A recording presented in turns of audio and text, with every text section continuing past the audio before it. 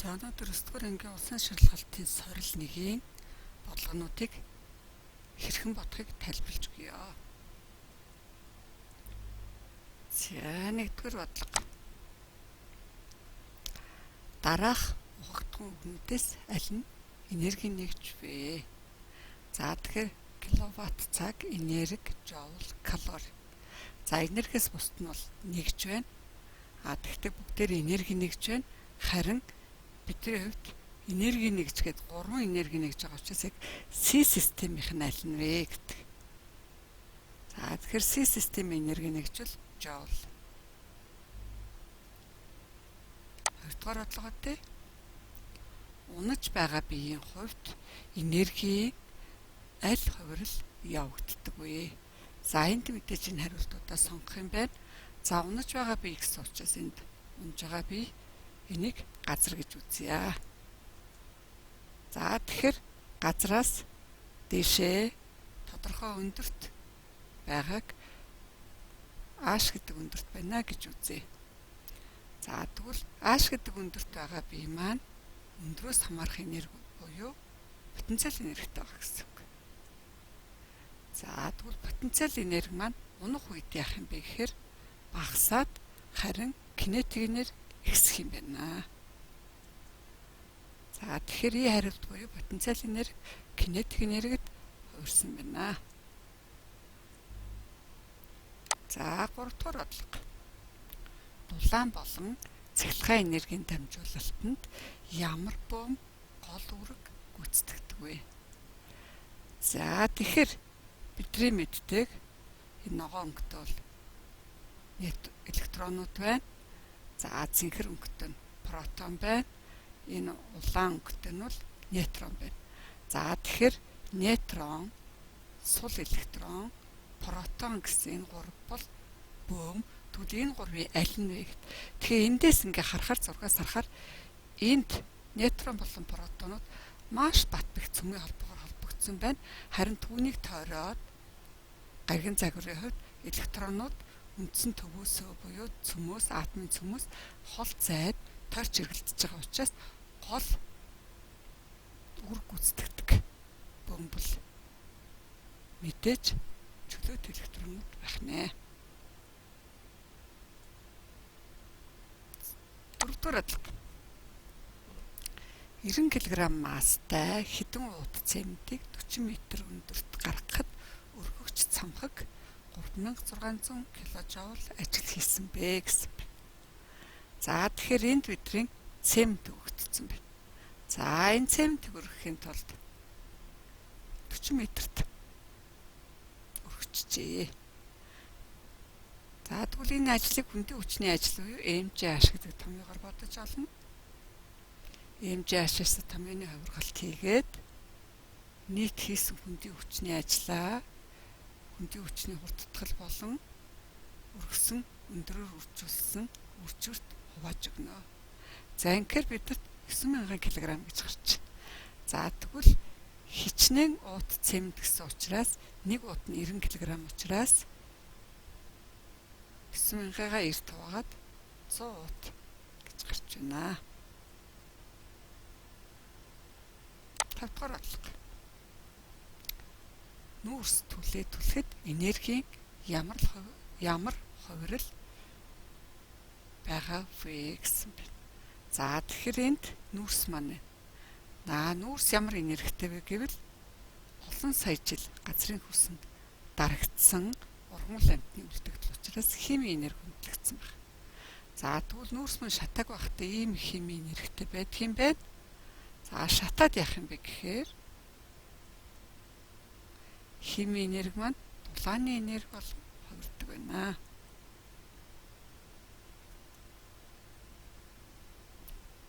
Дөрөвдүгээр бодлого.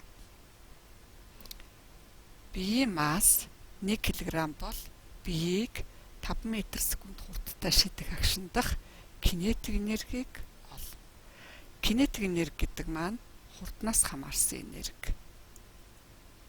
За 1 кг биеийг 5 м/сек хурдтай шидчихлээ.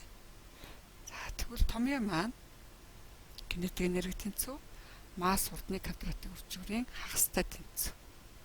За эндээс бидний хариу бол 12.5 жоул гэж гарч байна.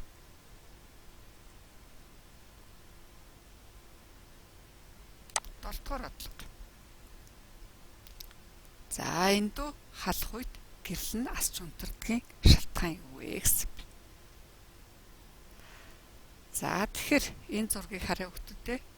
За энд болохоор цэнхэр өнгөтэй, улаан өнгөтэй хоёр металл байна. За энэ хоёр металлыг юу гэдэг юм бэ гэхээр би металл ялтас буюу би гэдэг маань грекээр хос 2 гэсэн утгатай. Тэгэхээр хоёр металл ялтас байдаг байна.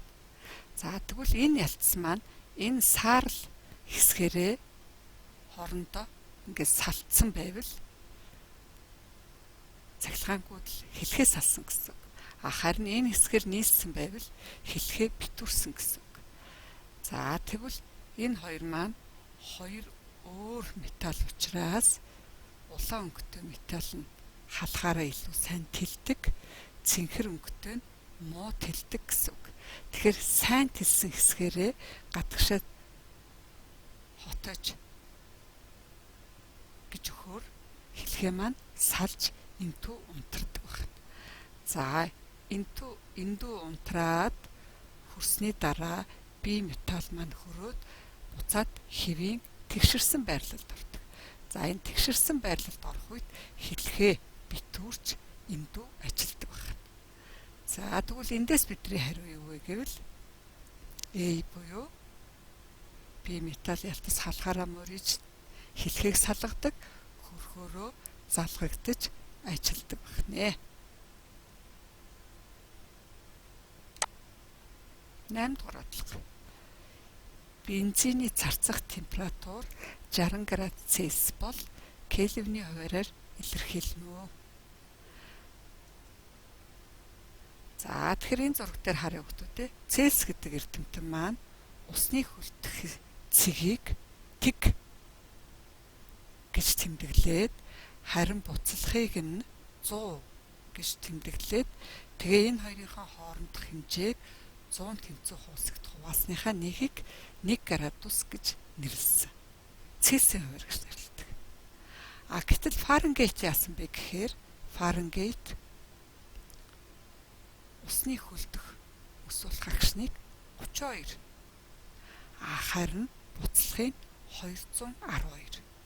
За энэ хоёрын хоорондох хэмжээг 180 хуваасны нэгийг 1 Фаренгейт гэж нэрлээд Фаренгейтийн хуваар гарсан байна. За харин Кельвин гэдэг эрдэмтэн юу гэсэн бэ гэвэл Цельс эрдэмтний хийсэн хуваарийг бол хэвээр нь байлгаад ер нь яагаад халахаараа тэлдэг, хөрхөөрөө агшдаг.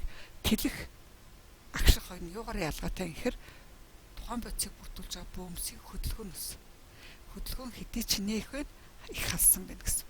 Хөдөлгөөн бага байвал хөрсөн байна гэсэн. Хөдөлгөөн буюу хурд, бөөмсийн хурд. За тэгвэл хурд нь багасаад хөргөхөөр хурд нь багасаад гэх юм бол хөргөөл ах юм бол хөдөлгөө болдог. Тэр агшин байдаг болов гэж судлаад үзсэн чинь байсан байх нэ. Тэгэхээр бөөмс хөдөлгөө болох. Бөөмс хөдөлгөө болох. Тэр агшинг Кельвин тэг гэж тогтоосон. За энийг үнэмлэхгүй абсолют тэг температур гэж нэрлэдэг байна. За тэгвэл энд Кельвиний тэг юм бол Цельсийн хуваарийн тэг дээр Кельвиний 273, харин Цельсийн 100 дээр Кельвиний 373 байдаг. За тэгвэл бидний бодлого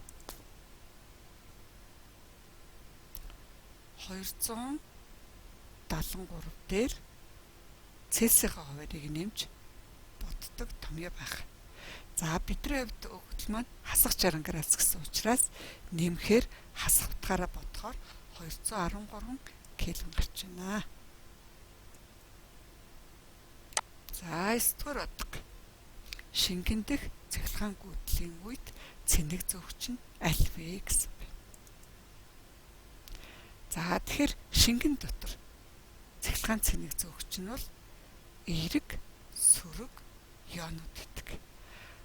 Сул электронууд бол металлын цэнэг зөөгч, электрон ба нөхөн хагас дамжуулагчийн цэнэг зөөгч, Ёончсэн хийн цэнэгцөөгч.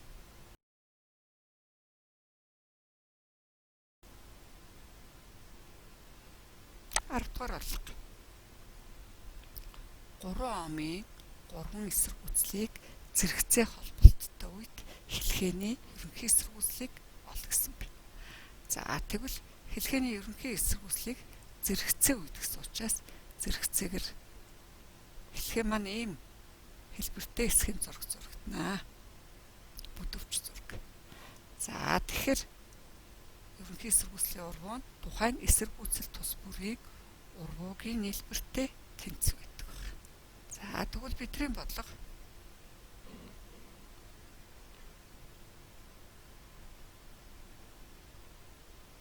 3 ом гэсэн учраас 3-ны нэгүүдийг нэмнэ.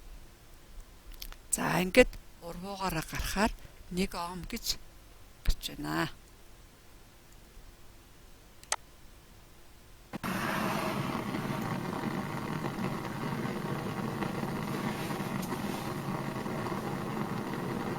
Цэвэрдүү ган, хөнгөн цагаан, зис гэсэн металлуудыг доороос нь халааж өгч. За халаахаар хамгийн түрүүнд зис, дараа нь хөнгөн цагаан, за дараа нь гуйл, дараа нь ган, за хамгийн сүүлд цэвэрдүү гангууд маань улаан хэр зэрэг дамжуулдаг вэ гэдэг нь харагдчихэв. За цэвэрдүү ган хамгийн муу дамжуулдаг байх нэ. За тэгвэл бидний бодлого дээр дараах биеүүдийг дулаан дамжуулалтаар нь сайнаас муу руу жагсаа гэсэн байна. За энд мод, тоосго, агаар, зис. За тэгвэл бидний хувьд эндээс ингээ харахаар мод, тоосго, агаар, зис гэсэн учраас зис металл учраас хамгийн сайн дамжуулж таараа. За үлдсэн 3-аас хамгийн муу нь агаар баг. За тэгвэл зисээр эхлээд агаараар дуссан ямар хариулт байна вэ гэвэл зисээр эхэлсэн 2 байна. Агаар. За алсын хариулт байна. 12 дугаар бодлого. За шулуун явж буй автомашины хурд заагч нь 60 км цагийн хурдтай. Автомашинд жолоочийн хажууд сууж байгаа зорчигчийн хурдыг аль биетэй харьцуулбал тэг км/цаг болох вэ гэсэн. За тэгэхээр жолоочийн хажууд сууж байгаа хүн байлаа гэхэд энийг одоо хажуугийн барилгатай бусад одоо биетүүдтэй харьцуулахад бүгдээрээ энэ биетүүд маань хөдөлж гинэ гэж үзнэ. Харин энэ машин дотор байгаа 2 хүн бол бие бинийгээ хөдлөөгүй байна гэж үзнэ. Ийм учраас бидний хариу бол автомашины жолоочтой харьцуулахад тэг байх юм байна. 13 дугаар бодлого. Дэлхийтэй харьцангуй 4 м өндөрт 90 кг ачааг өргөхөд ачаа ямар энергитэй болох вэ? За өндөрт өргөж байгаа учраас мэдээж потенциал энергиэр бодно.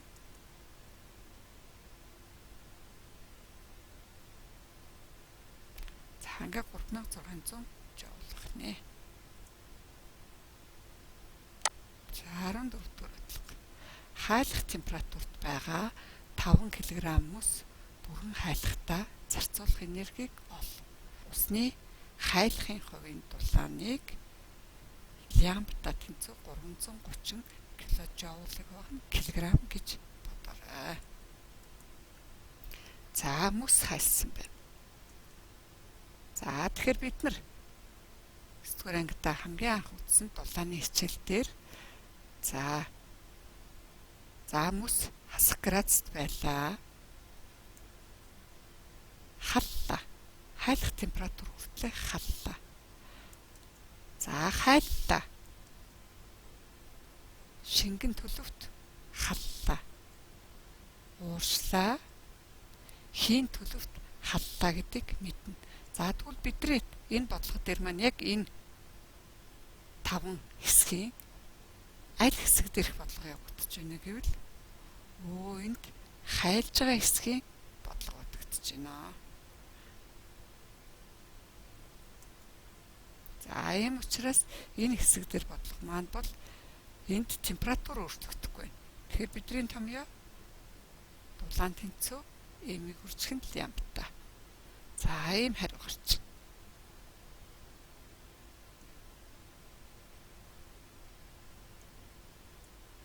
15 дахь бодлого. За мянган ватт чадалтай энэ дүүг гүйдэл үсгэгчэнд 5 минут залгасан бол ялгарсан дулааны энергийг олоорой гэсэн. За тэгвэл энэ дүүг залгахаар мэдээж хална. Тэр халсан дулааныг олох гэж. За тэгвэл энэ дээр чадлыг хугацаагаар үржүүл. За хугацаа хамгийн гол нь C систем шилжүүлээд 1 минутанд 60 секунд байдаг учраас хариугаа ингэж бодно шүү.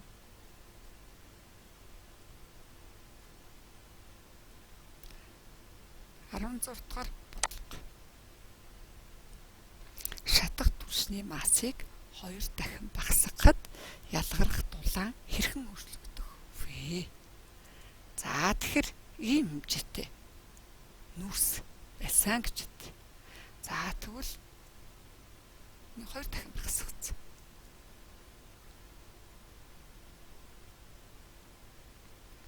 За тэгэхээр түлш шаталтын гардаг дулааныг боддог томьёо бол тухайн түлшний массыг түлш шаталтын дулаанаар өргөжүүлж өгдөг.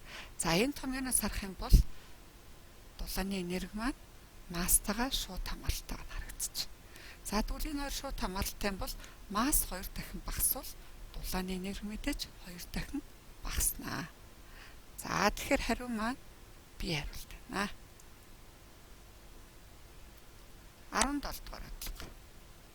Хэлхээгээр 1 ампер гүйдэл гүйж байхад 220 вольт ажилдаг цэглэгаан хөдөлгүүр. За энэ цэглэгаан мотор гэсэн үг 3 секунд хугацаанд ямар ажил гүйцэтгэх вэ? Joule Lenz-ийн хуулиар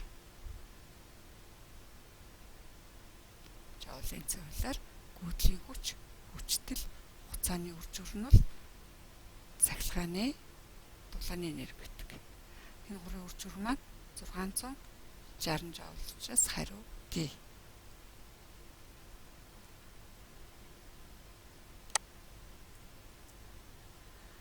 За турш маань анх юм байсан. За тэгэнгүүт хүчээр үйлчлэнгүүт сунаад энэ сунсан хэмжээг X гэдэг. За тэгвэл энэ потенциал энергийн томьёо энд байна. За тэгвэл бидний олох гэж байгаа потенциал энерги олох гэж байгаа учраас бүршний хатыг сунал тагшилтын квадратаар үржүүлсний хагас. За уяармхан хүч нь бүршний хатыг суналтаар үржүүлсэнтэй тэнцүү.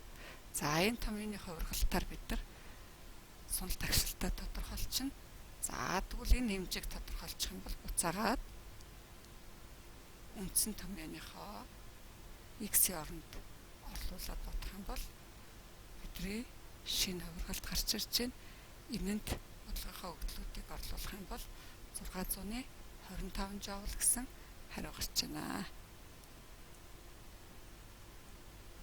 За 19 дахь бодлого.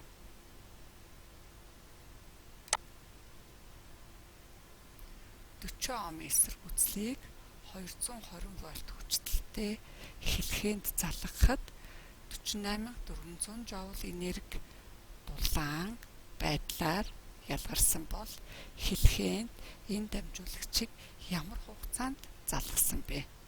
За тэгэхээр бид нар Joule Lenz-ийн хуулийг ашиглаж бодно. За гүйдлийн хүчтэй хугацааны үржүүр. За энэ Омын хуулийг орлуулж ашиглаад томьёоны хувиргалт хийсний үндсэн дээр хугацаа олдог шинэ томьёо үүсгэлээ. За бодлогын өгдлүүдэд орлуулж үчих юм бол 40 секунд гэж гарсан байна.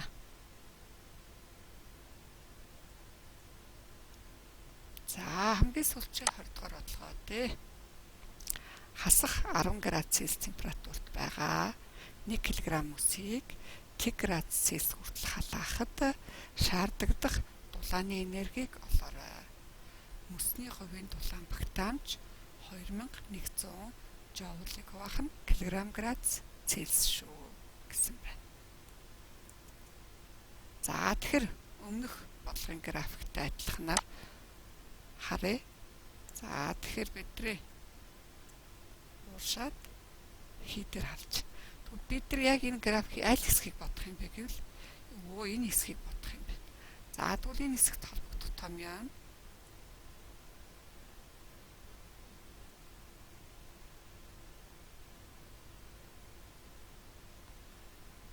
за тэгэхээр халахтаа шаардлагатай.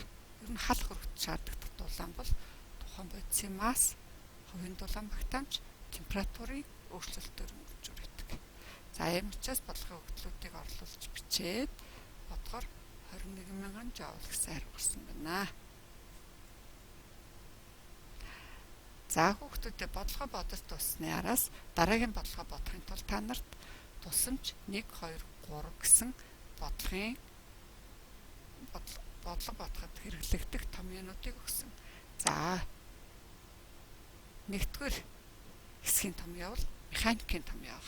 За энд нэгтийн, хурдны, дундаж хурдны, хурдтгалын, хувьсах хурдтай хөдөлгөөний хурд, за жигд биш хувьсах хурдтай хөдөлгөөний замын томьёо, за хөшүүргийн томьёо, хүчний моментын томьёо, налуу автгаан томьёо, даралтын томьёо, шингэнд төхөөрөмжийнх, хий шингэний даралт, харилцах савны хууль, за Ньютоны 2 дугаар хууль, хөндийн хүч, тулгуурын хүч, өрөлтийн хүч, уяармхан хүч, за Архимедийн хүч, хөдөлгөөний тоо хэмжээ буюу импульс, потенциал энерги, кинетик энерги, хүчний потенциал энерги, механик ажил, механик чадал, за механик чадлын үр томьёо, хөндийн хүчний ажил,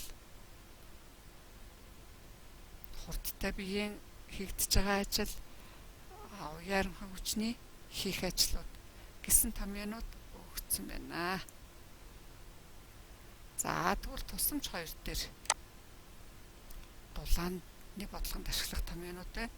За температурыг хэрхэн хувиргах вэ? За шугам болон эзлэгүн тэлтийн томьёо, за дулааны энергиудын томьёо, дулаан тэнцвэрийн тэгштгэл, ашигтуулын коэффициентийн томьёонууд байна. За 3 дугаар хэсэг дээр нарт цахилгааны бодлогонууд байна.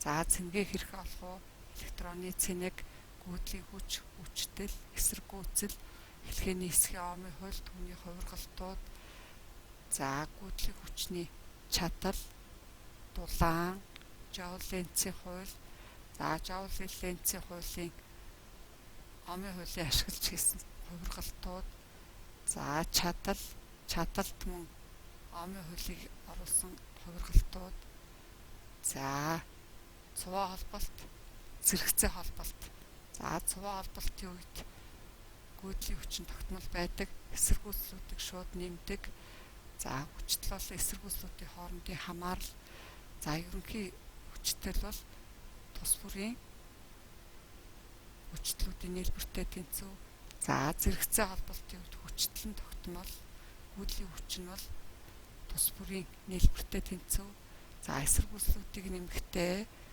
уруугаар нэмдэг, за гүйдэл болон эсэргүүцлүүдийн хамаарлыг ийм томьёонуудыг өгсөн байна. За амжилт хүсье хүүхдүүдээ.